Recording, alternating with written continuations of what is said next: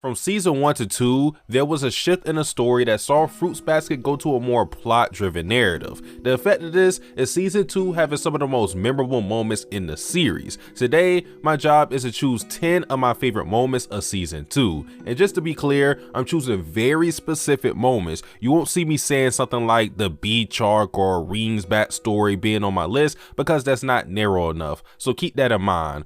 Also, there will be spoilers for season 2 of Fruits Basket, so if you haven't watched or read up to that season, I'd advise you to leave. With that out of the way, let us begin with honorable mentions.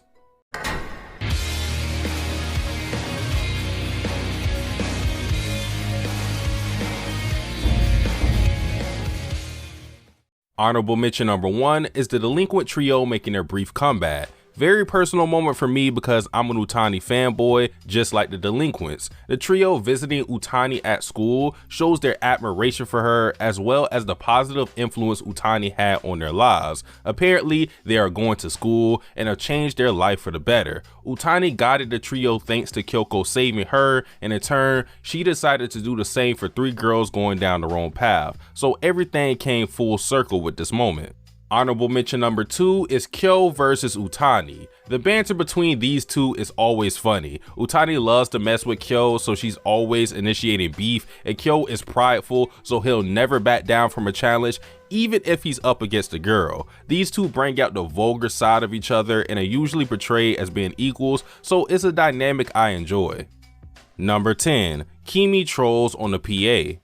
When you really think about it, this was one of the most bold moments in the entire series. Kimi is flirting with Yuki over the PA system so everyone in school can hear it. The Prince Yuki fan club consists of a majority of the female population in school, and they don't take too kindly to people getting too close to Yuki. In other words, Kimi declared war on anyone who called themselves Yuki fanatics. Seeing Motoko and the rest of the girls immediately go into murder mode after their precious Yuki was being infringed on was funny enough, but again, the stones on Kimi are huge. She got a great percentage of the school to hate her in one fell swoop, and not a single fuck was given.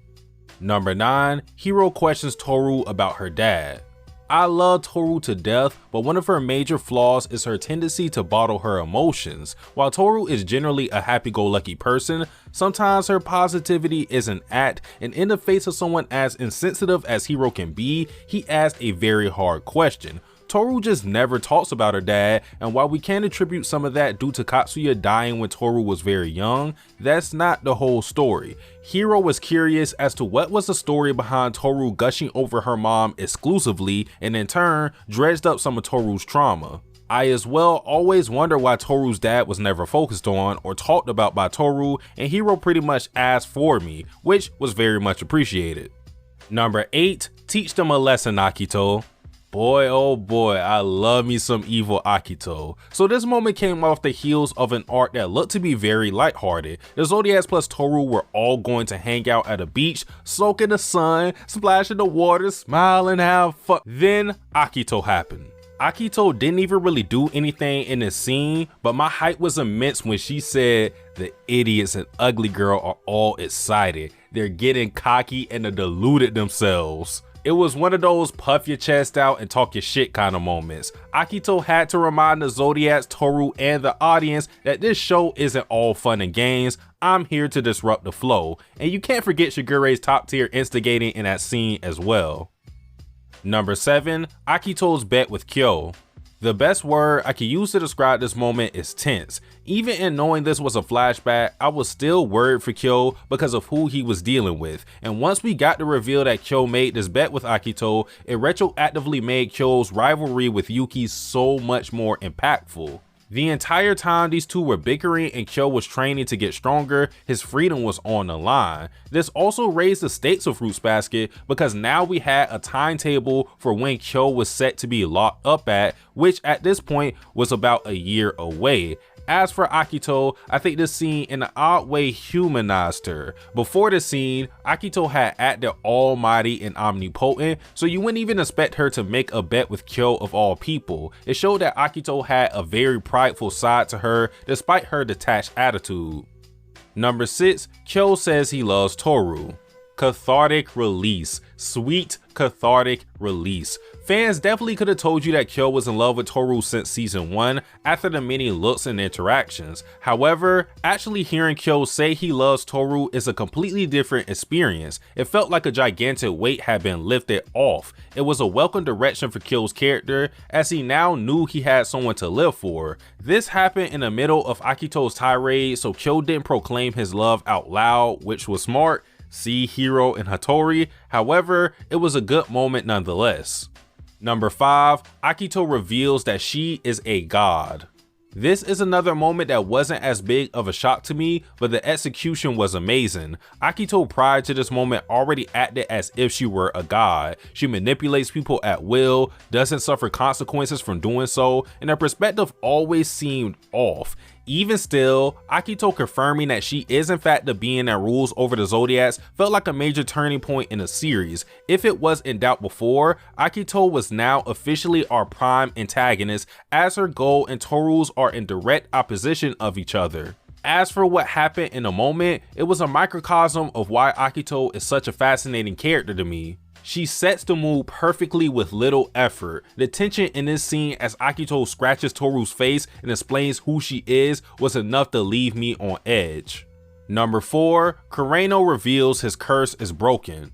Now this moment I did not predict, it was a big surprise in my eyes. In the scene where Kureno dodges a hug from Utani, I was sure that was Natsuki Takaya's way of letting us know, hey, this guy is a Zodiac, but come to find out, he hasn't been one for years. I mean, he is one, but not with all the backlash. This raised big questions as to how the curse broke for Kureno and Kureno only. Is the Rooster Zodiac gone for good? How much did the curse break affect Akito's behavior? This moment came in the last episode of season 2, and it was the perfect moment to lead the season off on since it created so much discussion. Number 3, Yuki and the Hat Chronicles. These are one of the moments that are great in retrospect, especially after watching season 3 because of the different perspectives involved. Strictly from the first 2 seasons though, boy was I shocked about how deep this moment turned out to be. In Toru's eyes, this mysterious Hat Boy simply helped her get back home. Sure, she ponders on if Hat Boy might have been her first love, but on Yuki's side, this moment literally changed his life. After suffering abuse at the hands of Akito and negligence from his mother and brother, Yuki's life was shit. He felt as if he had nothing to live for, but in making a difference in Toru and Kyoko's life, he found purpose. It was great payoff from a mystery that lingered since early Fruits Basket. Number 2, Akito pushes Rin. So Akito has done some pretty heinous shit, a lot of which I won't defend, but I will look the other way being an Akito stan. However, this was the one moment I could not ignore or provide damage control. Akito's stance on the Zodiacs being in relationships has already been made crystal clear.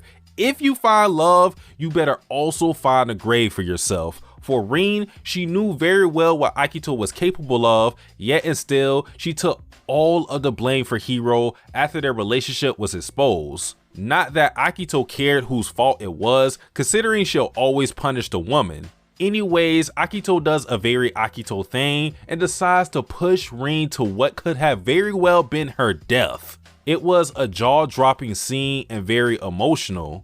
Even knowing that Rin survived that fall, I couldn't help but feel bad for her because she did nothing to deserve that treatment whatsoever. And even after all of that, all Rin thinks about is Haru and vows to free him from herself and Akito. Truly a sad moment.